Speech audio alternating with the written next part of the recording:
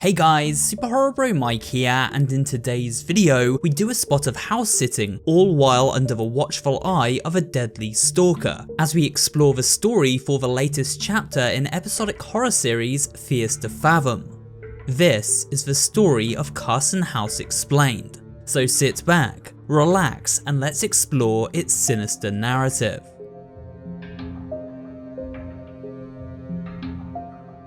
As the episode begins, we are given a little background on our protagonist and how events were set in motion. Our character is called Noah. Now 28, they relay the story of how 10 years earlier, at the age of 18, they took on a job house sitting that went very wrong. The position had been offered to Noah by his father, a realtor who had a client named Roy in need of help.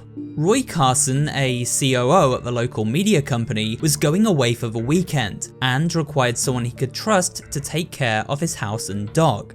He offered Noah $100 to do this. What could possibly go wrong? Our story begins with a dream. Noah finds himself in a laundrette.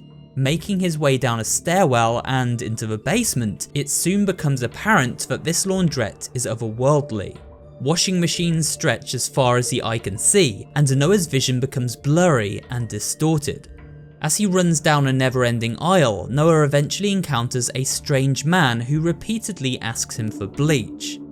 After speaking with the man for a few seconds, he becomes enraged, screaming out for bleach, his violent outburst jolting Noah out of his nightmare and back to reality.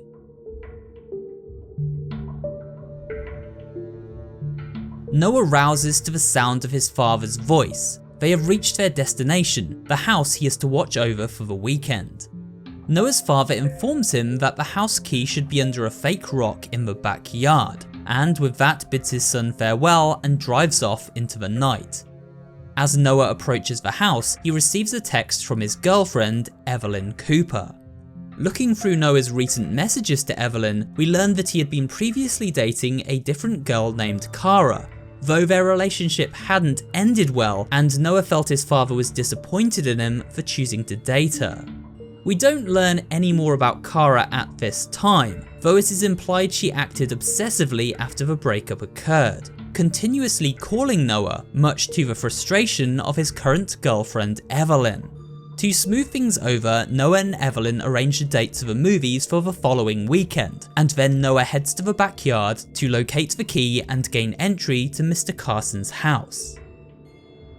Upon entering the house, Noah is contacted by Mr. Carson, who thanks him for taking the job as a house sitter.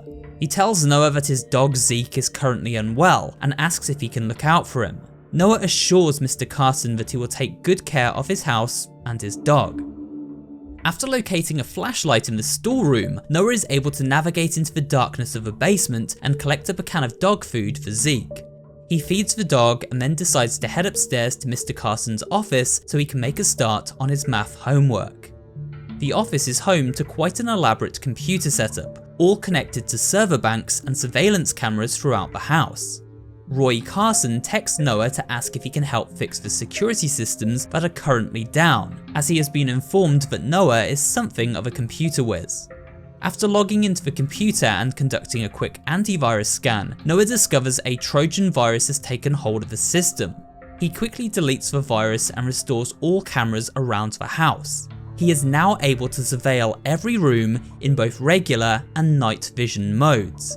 But why would Mr. Carson need such high-end security? Things take an even more confusing and sinister turn when Noah restores a deleted file from the computer's recycle bin. The file is titled Guide to Being a Better Person and is a self-improvement video. Mr. Carson runs a production company, and we see evidence of this in his studio downstairs. It seems as though most of the video content is in fact produced within this very house. The deleted video doesn't seem like a normal self-help tape, however. It has a dark and sinister vibe to it, and seems to have been made by a man with a troubled mind.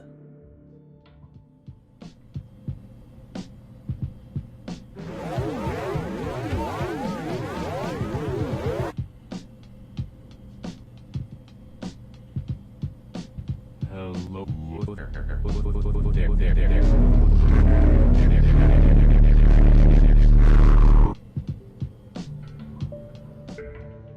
Noah receives a text from Mr. Carson thanking him for fixing the computer system and then settles down to watch TV as he chats to his girlfriend Evelyn. But before long he is interrupted by Mr. Carson again, who asks if Noah can take his kid's bike and ride it to the local store to pick up some groceries for the house. The money for this transaction has been stashed in a drawer of the nightstand within the master bedroom. Mr. Carson even suggests Noah get himself a little something as a thank you. So Noah bids goodnight to Evelyn and sets off on the bike for the grocery store.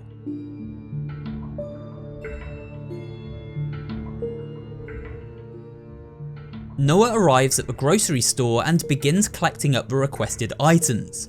While at the store he is approached by an elderly woman who asks if he can get a jar of mustard for her son. A slightly odd request from a stranger, but Noah agrees nonetheless. As he approaches the counter, he runs into two of his classmates, Turner and Andy. Noah's friends tell him they spotted his ex-girlfriend Kara in the store moments before he arrived.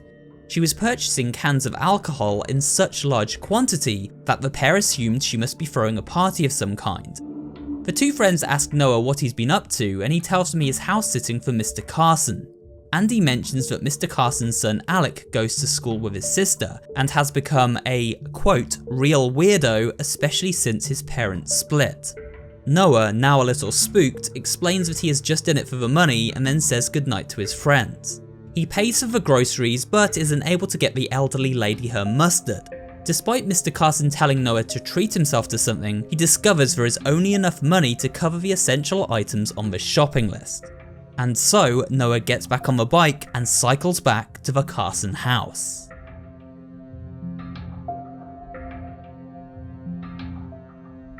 With the chores done and the security system back online, it's finally time for Noah to make some headway on his schoolwork, and so he sits down in the office and begins cracking those books. But just as he begins his work, Noah gets a message from his friend Andy, urging him to run a search on the term Roy Carson divorce. Noah jumps online and browses the term to discover a troubling news article on the homeowner. Roy Carson had been receiving death threats from angry fans of his ex-wife, actress Alyssa Brown Carson, as it is claimed he was unfaithful to her during their marriage. Sources claim that crazed fans of his wife had started knocking on Mr. Carson's door to confront him about his infidelity. Just at that moment, the doorbell rings. By checking the security camera, Noah can see that a pizza delivery man is standing at the front door, but he didn't order any pizza. Upon questioning the delivery man, Noah discovers that Mr. Carson ordered him the pizza as a thank you for house sitting. Alone again, Noah sits down to enjoy the pizza and catch a little television. After a while, the doorbell rings once more.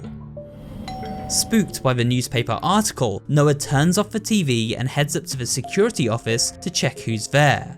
But by the time he is able to check the camera feed, he only briefly catches the silhouette of a mysterious stranger heading toward the backyard, though they have left something on the doorstep. Nervously, Noah heads toward the front door and quickly opens it to retrieve the mystery gift.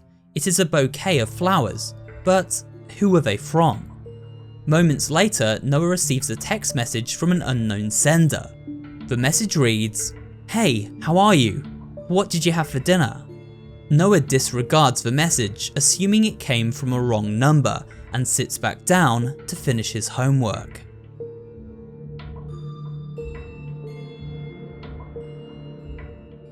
While working away at his schoolwork, the power cuts out and Noah is forced to venture deep into the dark depths of the house to locate the fuse box and restore it. Opening his phone, Noah is horrified to discover the unknown sender has been spamming him with aggressive messages, berating him for not replying and calling him mean and immature. Noah asks, "Who are you?" And in response, the sender simply states, "You said we'd stay friends." He becomes sure it must be an elaborate prank by his friend Turner, trying to creep him out. Noah navigates the dark hallways of a house and outside to where the power box is located. Zeke is barking loudly outside, but there doesn't seem to be anyone around. After restoring the power, Noah heads back upstairs to continue his schoolwork. While accessing the cameras, he notices that the main studio has been messed up and the lights knocked over. Noah has a strange gut feeling about the situation, but doesn't want to overthink things, and so gets back to his math homework. As he begins his work, a loud noise can be heard downstairs.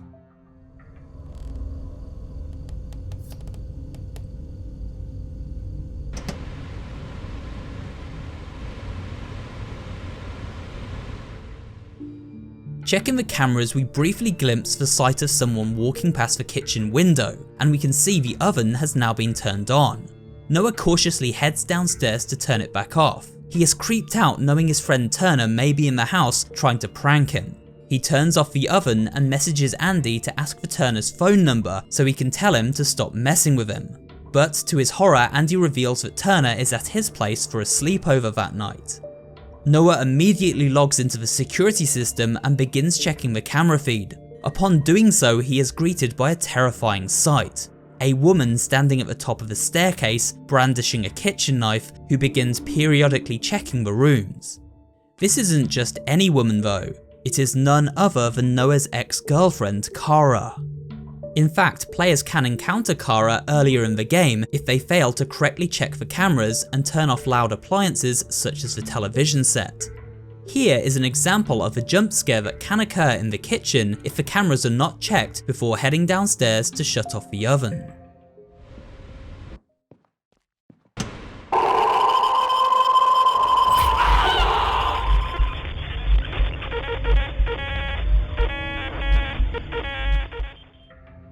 Eventually, Kara reaches the office door. However, it is luckily blocked by the server bank. She must make her way down the hall to gain access to the main entrance.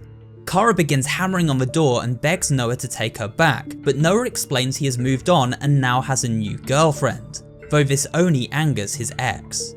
When Noah threatens to call the police, Kara flies into a blind rage and proclaims that she will kill both him and Evelyn if he tries to do so. Freaked out, Noah quickly rushes into the adjacent laundry room and holds his breath until Kara reaches the office. At that moment, he sees an opportunity to flee and so rushes out of the house and down the block. Noah's father calls the police, who proceed to apprehend Kara. We learn that Noah had met Kara via a dating site, but shortly after the two started dating, she began taking drugs including meth and drinking heavily.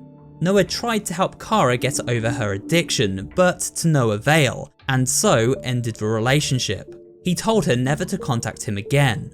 Heartbroken and heavily intoxicated, Kara continued down a dangerous path that eventually led to her snapping and attempting to murder Noah at the Carson House. After her arrest, Kara tried to convince the cops she hadn't done anything wrong, but everything had been documented on the security system, and so she was quickly found guilty. In the aftermath of this terrible night, Kara was sent to prison and Noah lived to tell the tale. And with that, we come to the end of this look at the story of Fears to Fathom episode 3, Carson House. I hope you enjoyed this video and found it both entertaining and informative. If you did, remember to leave a like, comment down below, and of course subscribe for more horror related content. Thanks for watching, and I will see you on the next video.